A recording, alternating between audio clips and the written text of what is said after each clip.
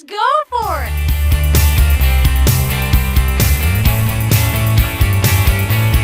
I like the dark stuff. Give me the dark stuff.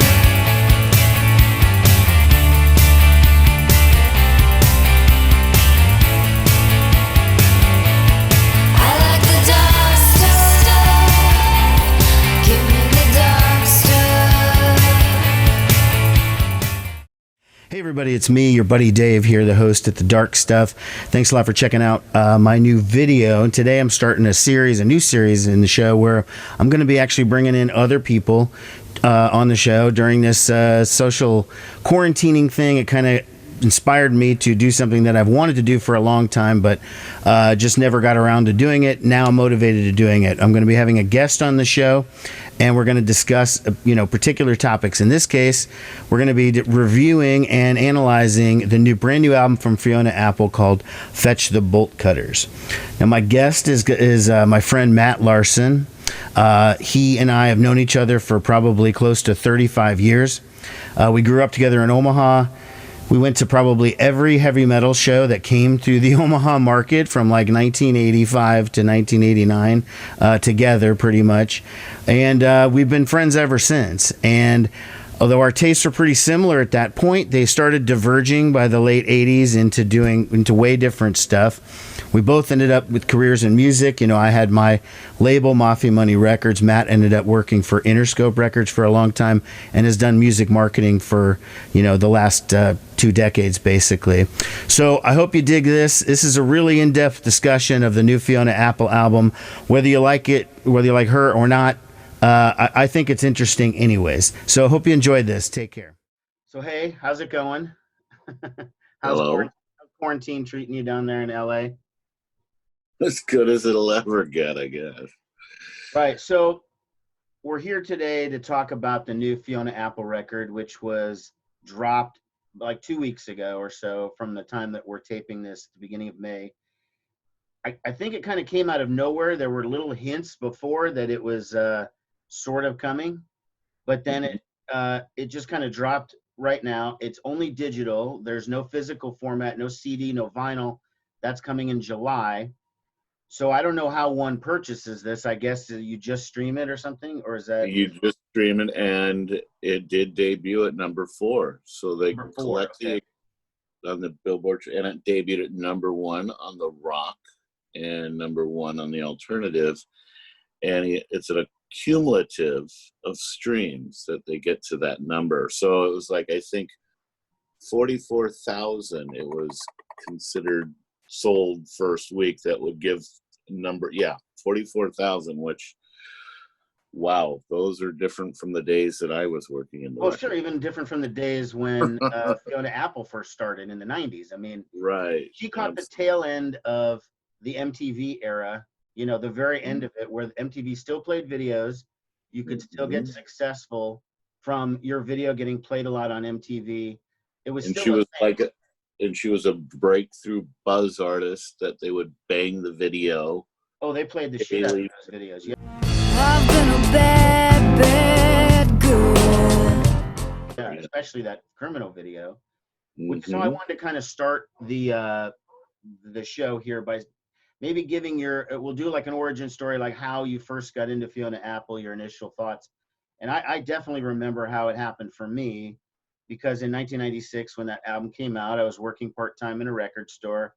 My boss at the time, an older gay gentleman who really loved any artist with a female singer. It could be a solo artist. It could be a band with a female singer. Didn't make any difference. If it had a female singer, he liked it, and he played the crap out of it in the store. So my world at that time was very much the indie rock world, your Pavements and that kind of group, that kind of stuff, Stereolab, whatever. But Fiona Apple came out, and after hearing it like 10, 15 times in the store, it was like undeniably good. I couldn't say this is just some teen pop star or whatever. This was like seriously sophisticated, great shit sung by somebody who was 18 years old at the time. And I've been pretty much a fan ever since. I have all of her records. There's not that many because she's barely puts them out every 6-7 years, but Mhm. That's my story. I mean, and I've liked her ever since. I've only seen her once live. Unfortunately, it was at she was opening for Coldplay back in the Mm. mid 2000s, and I really don't like Coldplay, but I really wanted to see Fiona Apple, so you make a compromise, you know. Yes. Well, you know, the good thing about that is you can always leave right after Fiona. You don't have to stick around. Well, but the friend I went with was a Coldplay fan, so I had to stay Oh, well, because that was because of that. you can always hit the bar That's while true. there. That's true. Um, I get, you know, at the time I was working at Interscope Records in Chicago in the, I guess it was, you would, I guess you'd sort of call it the artist development marketing department. And I worked a lot with record stores around the Midwest. And so I would often, you know, keep up with the Joneses and seeing what other new artists that are coming out on different labels. Right. And she's an epic artist, so, and you would have friends at different labels and whatnot, and you know, you read the trades, and you know, I bought her record within, I think, the first month that came out, her debut, and fell in love with it, and I played it for girlfriends who is always a good gauge if it's a good record or not, especially with a female artist. And you know, and I've been a fan ever since. And I mean, in that Criminal video, I just watched it again the other day, and it's still sexy and dark. It's held up as well as the It is, song. and that video is, although celebrated and like her biggest single, is also such a double-edged sword because of the way she was portrayed in the video. And Yeah. Fiona can articulate that way better than I ever could. I don't need to, you know, say what her feelings are, Well, but that, she's done interviews where she's talked specifically about her mixed feelings about the video and everything. well, it's sort of heroin chic look to it, and that was sort of the thing at that time, I think, as well, sort of the look. So, you know, I mean, you had a director who wrote the treatment.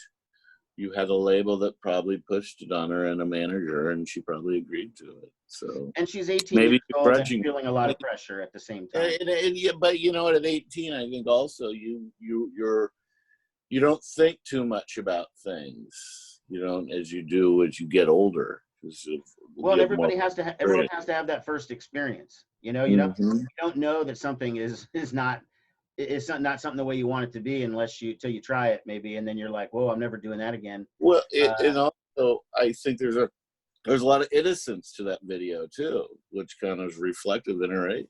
So well, I think there's also something that people assume because she was so young that she was being exploited, and she mm, makes it pretty clear that she doesn't see it that way.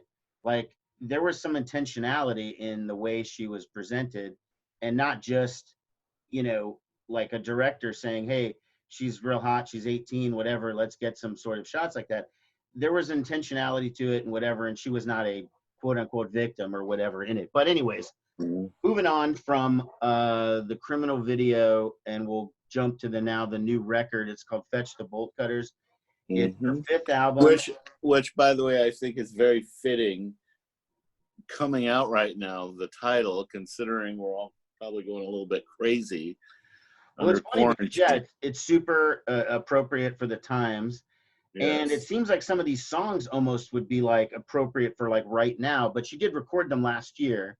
It's not like Mm-hmm. she's been sitting in lockdown making an album in like a week or whatever. Right. I mean, these songs are from last year when she was working on them, but I heard the title came from something like something that Gillian Anderson said, and she used to be Scully on the X-Files. She's on Mm-hmm. another show now, I guess, and it's like a line that she said in one of her shows, and she said "fetch Yes. the bolt cutters" or whatever, and Fiona heard that and was like, "That sounds cool," and it is The cool. The Fall, I believe, is a TV show, which I've Oh, never okay. heard of or No, seen, you know but what? It's on Netflix. It's a British show, and I don't know, not to go off on a tangent, but British detective shows are they're such slow pace compared to like American shows. I can't stand how slow they are. But anyways, side note, not important, I guess. really. Um, so my initial thoughts on the album, you know, I did it on Spotify the day it came out that Friday. I wanted to hear it because I didn't know if I was when the physical one was going to come out, you know, because I am old school. I still prefer to purchase like a physical copy, and I will at some point, but none available. I thought it was, weird and unusual and unique sounding. And it took me a couple listens to really get the vibe of it and to really gel into it. And now I've probably listened to it 9 or 10 times at this point. Mm-hmm. And now I absolutely really love it. And what I'm noticing in all the reviews, which are pretty much overwhelmingly positive, are that people are shocked by this sort of new Fiona sound. And whoa, she invented this super new sound and it's super unique. That is true. It's a unique sound. But I will say this, if you have this previous album, this was the Idler Wheel album from 2012. I was re-listening to this as well. And there are songs on it like Every Single Night and Hot Knife and whatever that sound very much like Fetch the Bolt Cutters, very percussion driven, minimal instrumentation, percussion and her voice for the most part. And there's 2 or 3 tracks on the new album that don't have anything but that, just percussion Yeah. and her voice. I went back and listened to that record as well, and you can hear the natural progression from one record to the other. I think there's a lot of attention right now being paid to this record as opposed probably to the last one, since a lot of people are sitting on their asses. Right. So which is very interesting to see, looking at it from a business side, because a lot of arguments are out there. Is it a right time to put out a new record or not? Because you don't have the avenues to promote it as you generally would do. You have radio that's kind of shut down. You have. That's true. You can't travel. You can't tour. I had to record a whole month of my show at once, my radio show, to deliver to the station because they're only going in once a month and uploading everything. So that's right. That's. I think with a record like Fiona, it's not a pop record where it's a record that takes more thought and takes multiple listens, and that's the kind of listener she has. So people tend to grab onto artists like her, and it's I think probably a good record for it to come out in the type of times we're in. Whereas opposed, if it was a Britney record or something like that, it has a good chance of failing miserably because you need that big push for whatever pop artists are out there. So Well, she has super loyal fans. I mean, there's no question Yeah. about it. No matter when she puts something out, the fans are all over it. You saw that way back when that was that Free Fiona thing, when Epic didn't want to put out that album or they wanted to put out what was there, and she wanted to re-record some of it, and they were like, okay, we'll give you money to do one song at a time, and then you send it in. And she was like, nah, I'm not doing one song at a time and whatever. So, and then the fans sort of intervened, and that was the early sort of internet activism days where you could get a movement going based solely on the internet. She was a big beneficiary of that. And I think that bought her freedom completely. And Epic just is like, hey, all right, whatever you want to do, whenever you want to do it, just okay, whatever, because she is who she is. You can't rebrand her as somebody else. You can't remake her as a different type of artist. And it's sort of like, the music is so different than how she started that you kind of have to have gone along for the ride. Like you said, it's been a progression slowly towards this. I think if you're only familiar with her from, say, Criminal or Shadowboxer or whatever, Fast as You Can, you're going to be pretty surprised when you hear this album. It's going to sound totally different. But if you've been going along for the ride the whole time, yeah, it's not that radically different, I don't think. Right. Fetch the bolt cutters. I've been in here too long. Fetch the bolt cutters. I've been in here. Right. Yeah. And I would guess that Epic probably has a pretty hands-off approach in dealing with her, and just kind of probably goes like this: can we get the music? That's probably mostly what they do. Well, I think they not a whole lot of artists, not just ones at her level, but really anybody with a recording contract is willing to just walk away from it and just be like, you know what, I'll just stop then. Yeah. Because she's done that on every album. I mean, and I've heard her say in interviews. Yeah, I always prepare that this could be the last album I ever make because that's the way I approach it every time. So Mhm. I think when she is uncontrollable, and so Mhm. she is, as long as Epic understands that, all right, hey, look, when she does it, she does it. It'll be good, and her fans will respond, and whatever. I mean, that doesn't work for too many people, but clearly works for her. Not Clearly a lot of works for artists have that kind of devotion, and you take 8 years off between albums, and you're anyone else, and your career is kind of toast. Yeah, definitely. So Yeah. I did think that what was unusual about this album, I was reading an interview with a guy who was supposed to be Fiona's quote guitar player, and I put that in air quotes because I don't hear any guitar on this album. I mean, I think I heard a little bit on the very last song, but most of this album it's heavy on the percussion, hand Hmm. clapping, stomping, hitting on walls, hitting on drums, hitting on whatever. Her piano, obviously, and her A voice. little bit And of you also bass. hear dogs barking in a couple of different songs. Yeah. So, Paper scraping. yeah, I mean, it's found sounds. It's stuff obviously recorded in her home, and not because it's like a lo-fi record in the tradition of like Guided by Voices or Sabado or some 90s, like something that sounds like it was recorded on an old tape recorder. It sounds very like bright and full and whatever. And it was recorded in the garage band, which Really.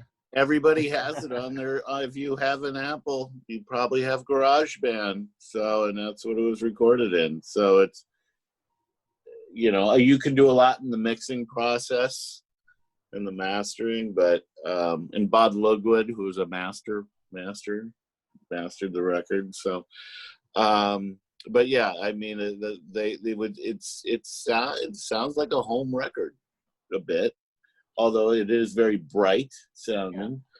But it's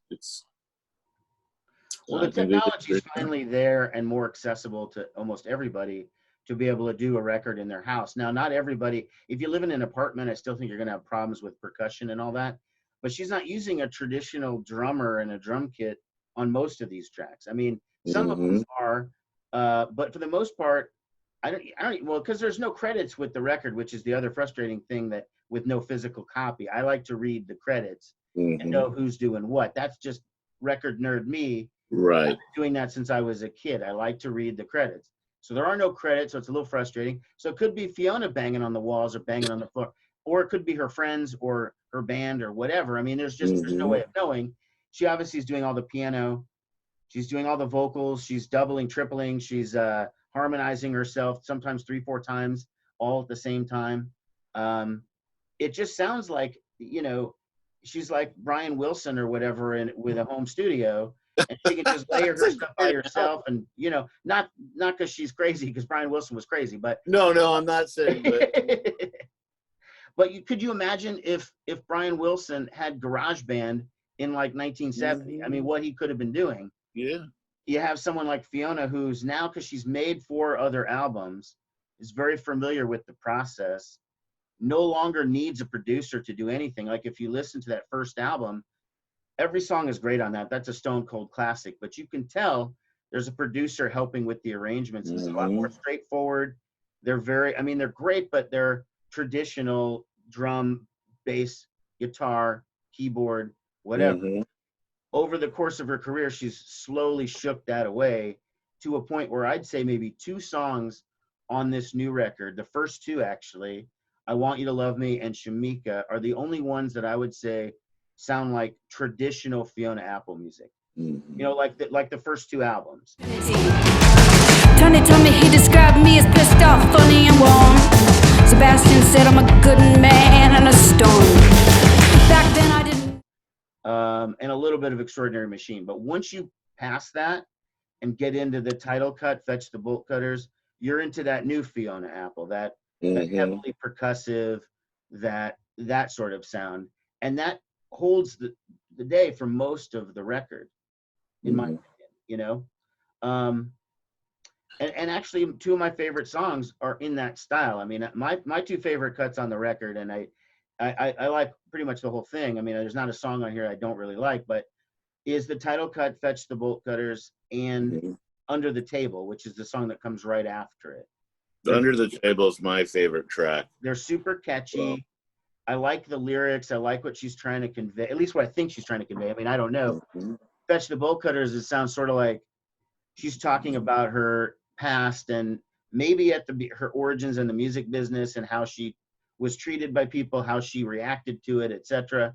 You know, or it could be just earlier in her life or whatever. I don't know. But I caught the vibe that she was saying stuff like, you know, when she used to let bullies handle, you know, do stuff to her and how it used to affect her and stuff. I interpreted that as her 1996 like title period when she went from being an anonymous 18-year-old to an international star in a couple of months and was sort of like, whoa, you know, kind of like, and she reacted to different ways. That's how I sort of heard the song. I don't know if that's what she meant though, but the opening track, the piano intro reminds me of the Snoopy theme song for some reason. Well, I don't know. It has a feel of that. It could be. It could be. You could have watched a lot of Snoopy when she was young. Yeah. Shamika, I was listening to another podcast about Shamika, and I guess there's actually a real Shamika out there that she went to middle school with. Oh, really? And I guess there's all these memes out on Shamika out there. And she is a real person, and she was somebody that was, as like the lyrics, it wasn't really a friend, but would say good things, and and she had potential. Yeah, she had Shamika potential. said I had potential. Shamika said potential. And what's interesting for a 40-something-year-old woman to write a song, and not many artists, whether you're male or female, write about being in middle school. That's true. Which is kind of interesting. Which there are other songs on here that seem like that harbor back to our youth. Yeah, I would say that Shamika does. Fetch the Bolt Cutters perhaps does. Maybe a couple others. I think like Under the Table is definitely not. That's more modern kind of relationship-y sort of song. Right. Being asked to do something for your significant other that you don't want to do. And then, you know, that line, you know, kick me under the table all you want, I won't shut up. Kick me under the table all you want, I won't shut up, I won't shut up. I like to... Which is, she just keeps doing that over and over and over. It gets super catchy, and it gets in there. And she's like, you can fucking, whatever, I'm going to say what I want to say. Like, you can kick me under the table, but you brought me here, and I am going to not be restrained. And I think that's the Fiona Apple mantra. That's like her, it seems like her existence. It's like, you tell me not to say something, but I'm going to do it anyways. And you're just going to have to deal with it. Yeah, I guess she's sort of always had that attitude. Yeah. I mean, I'm trying to think. Ladies is a very fun track. It seems like also it's more of a fun record than some of her previous stuff. I mean, there are one or two songs that are kind of heavy, topical. You know, like apparently For Her is something was about the Brett Kavanaugh kind of deal with his hearings and whatever. And then there's that sort of part that it's like two songs. It's like starts off one way where it's sort of like a little happier, more upbeat. And then it kind of turns into this sort of gospel-y stomper or whatever. And they're talking about rape and all this. And it's sort of like two contrasting ideas. That's the only real serious one, I thought. Maybe Newspaper a little bit. But a lot of it was mostly, it is a more fun record. I think people don't get that about Fiona Apple, maybe myself included. She's thought of as a real serious artist or a downer, you know, like sad music. Or if she were a male artist, I'd call it old sad bastard music. That's what I refer to people. Like, just write only sad songs, you know, whatever. But that's not really the case with her. I guess that it is an unfair, you know, statement because she does have a more upbeat, and maybe just people just don't get her humor. It's unusual, but she does hang out with comedians, and she's friends with Zach Galifianakis and stuff like that. And usually those kinds of people don't want to hang out with people that have no sense of humor. You know. Although some comedians are some of the saddest people you'd ever meet. That is true. That is true. And there's a lot of that going around with the comedians. You see that. Yeah, that's definitely a little bit strange. So I thought, let me see here. I'm trying to look through some other songs. I mean, I thought that Heavy Balloon was really good. Mhm. Had that one where the line where she says, "Been sucking it in so long, I'm busting at the seams," and that was just percussion-based keys. Again, there's no guitar, there's no traditional instrumentation, Right.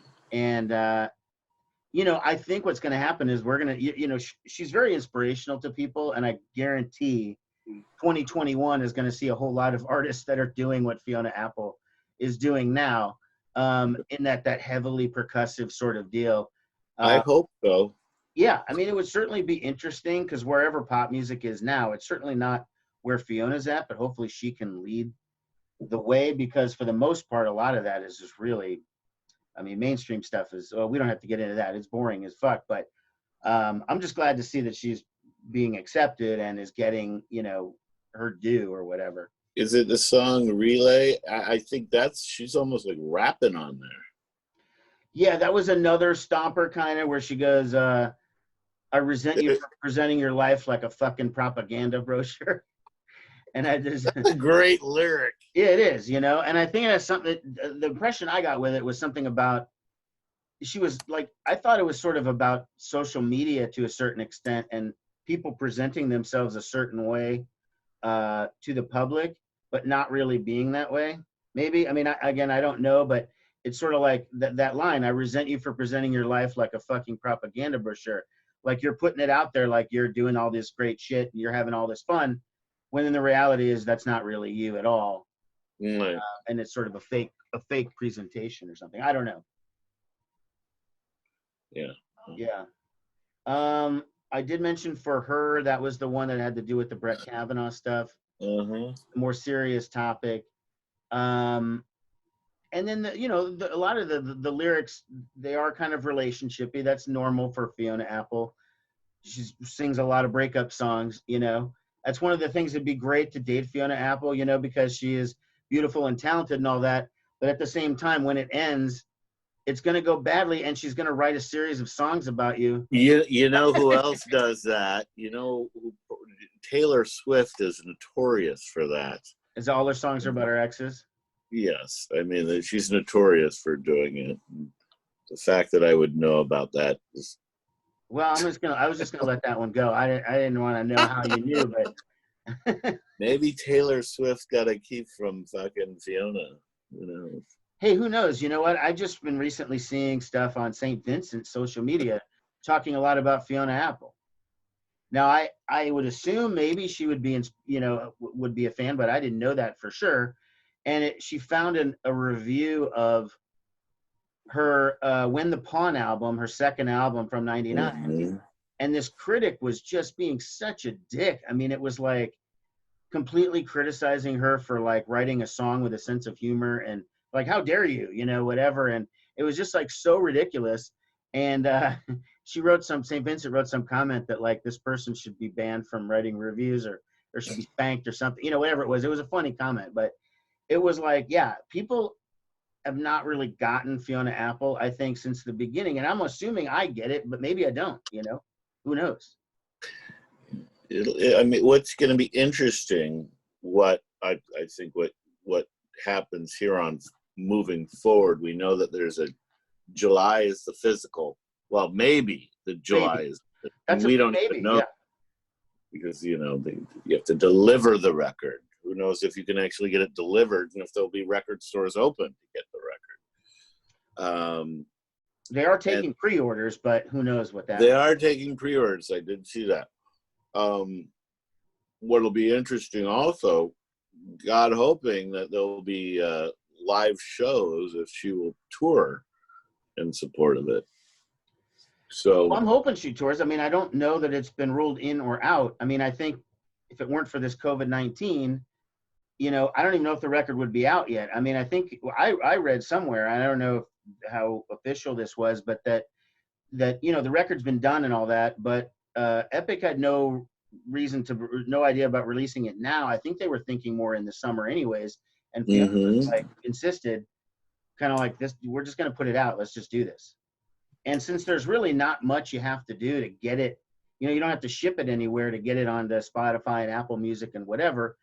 There's no money involved in that. Right. And Fiona can do her own I mean, they barely need to market it right now. Well, There's a time where nobody can go to the store.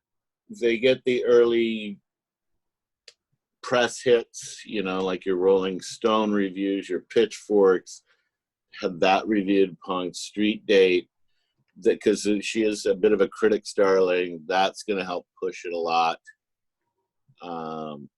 Has she even done an interview yet for this thing? I don't know. Yeah, she's done some interviews. Yeah, I mean, obviously on the phone or something like that, but I think she did.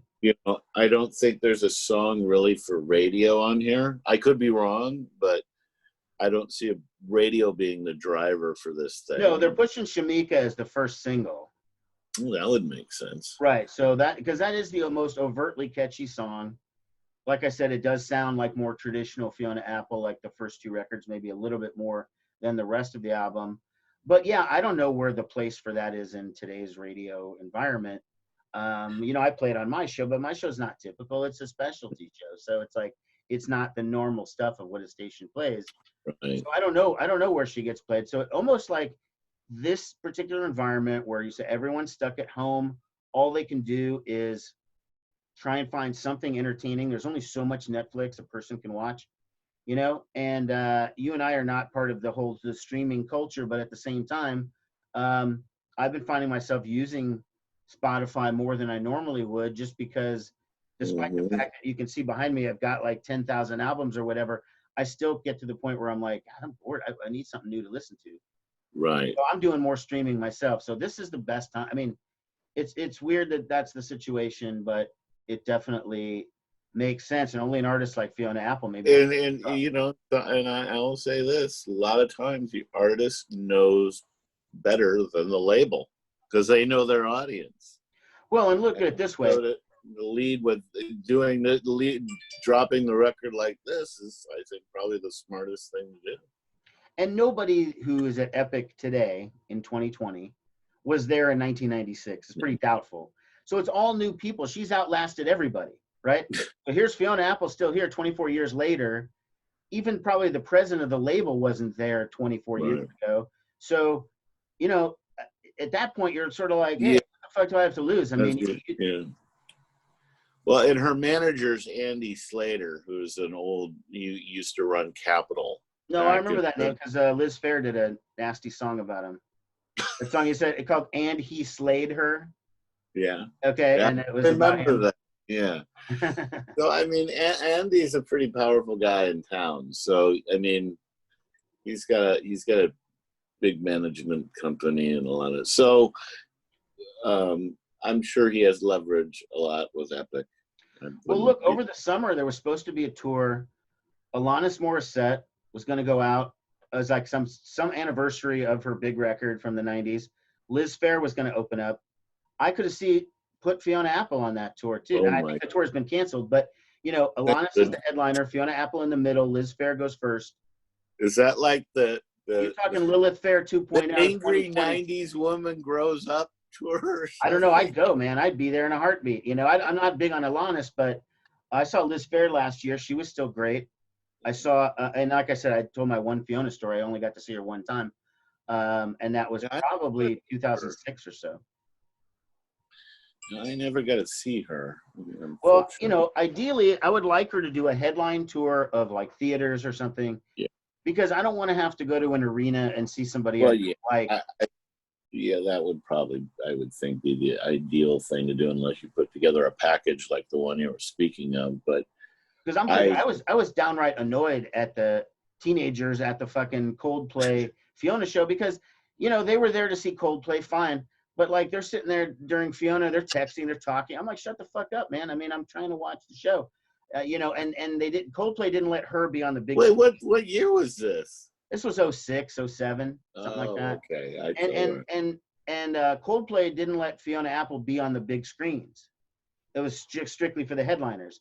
So, I didn't have amazing seats or whatever. I'm looking at binoculars and shit, It's kind of like I was way far away, which is why I typically don't go for arena shows. But again, what was my choice, I mean, right. Wow, what was Fiona quieter than Coldplay? Yeah, they pulled that headline move, huh? Because Well, typically, a lot of times, the headliner will have the opening act will be quieter. You don't get to use the entire stage. You don't get to that's use for the sure. entire light. You don't get to use the entire lighting. I bet that's true too. And then also the jumbo screens, they don't get to use that. Which Yeah, she had no jumbo screens. She had a portion of the stage.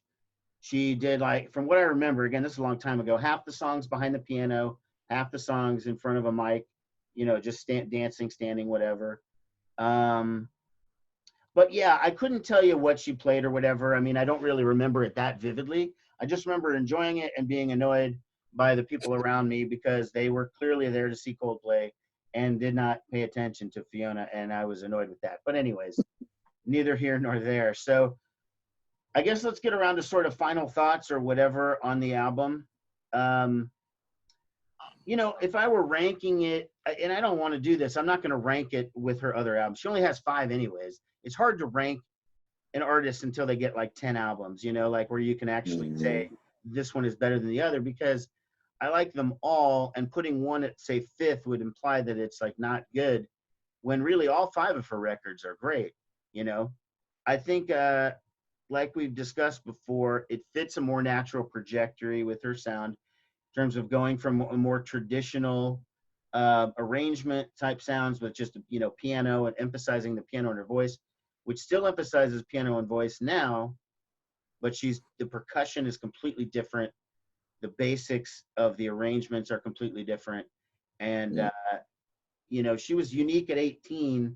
She's even more unique now at whatever age she is with this new record, because you just don't hear anything like this. I'm a huge fan, and I'm there to say, like, this is so far, maybe my favorite album so far of the year. It's early to say that. It's only May, and there'll be a lot of more records coming out, but well, who it's knows? going to be tough for somebody to top this at this point for uniqueness. Yeah, for sure. yeah.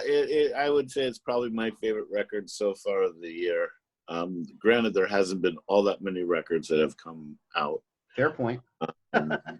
Who knows if there will be how many records will be coming out.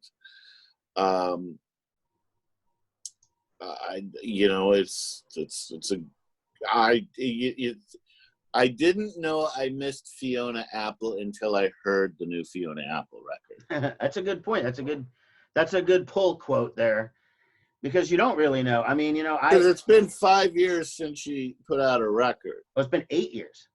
Oh, 8 years. 8 years, yeah. Okay. That's even more. Yes. And the last record, the Idler Wheel thing, I don't think it got a lot of attention. No. This one, Extraordinary Machine, did get a lot of attention because it was her first album back after being gone from her heyday in the 90s. Those first 2, she disappeared for like 6 years. She reemerged. There was all that Free Fiona stuff that was going on at the time. So I think that album got proper attention, and she was all over the media. I saw her do, she did like Carson Daly and The Tonight Show and all that shit. I didn't see that as much with that Idler Wheel. So, and I think obviously she can't really go do that now either. She can't go on The Tonight Show, and she can't go on, well, there is no Letterman, but Colbert. She can't go on those type of shows because they're not having guests unless she wants to play acoustic in her living room, which frankly I've had enough of everybody doing acoustic. That's, I don't know what else she could really do. But I'm surprised. You know what? I'm sure that's been talked about with her, considering the type of record she made. It would be something that I think they could translate pretty easily with this music. She gets a friend or two. Yeah, she gets a friend or two to bang on shit, socially distant, 6 feet apart. While she plays the piano and sings, and her friends are in the background banging on crap. She could do some of this album, and appear with Jay Fallon. Considering she probably made it in her living room, there's no reason why she probably couldn't perform it in it either. Absolutely. I'm saying this is a good idea for Fiona. She should do a living room concert. There you go. Or do what that Post Malone guy did, where he did the Nirvana ones, where everyone was in a different house and they somehow synced it up. Well, they were in different parts of the house. They were all in the same. Oh, they were all in the same house? Okay, I thought they were all at their own houses. No. Less impressive then. I was really impressed with the fact that I thought they were all at 4 different houses. But if you watch Sammy Hagar's doing a thing, now this is good, where his band members are each in their own house and they do a different song each week. They just did AC/DC. They did before that, oh gosh, I can't remember what they did before. They did, like, I don't know, Who Trackers, but it's really good. And Metallica just did something, an updated Metallica.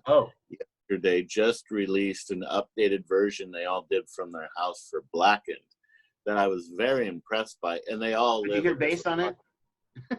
Yes, there was, but it was all, of course, all those guys live in different parts of the country, so they did. Yeah, I saw Professor Hetfield with his glasses at his laptop, looking all like he's working on his lesson. And he's sitting down. Yeah, looking at his lesson plan for next week or whatever.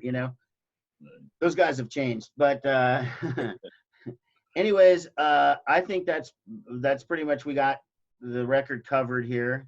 So I would just say thanks for appearing on the show. Thank you for the invitation. Well, there you go. You've stuck around to the end. You're a real trooper. I hope you dug this. I got a number of them coming up. Some members of the VC that we don't really know each other in real life. And then others are some friends locally who are in my record night thing. And then I'm open to a bunch of ideas. This is fun for me. Let's keep it going. Thanks a lot for watching, everybody.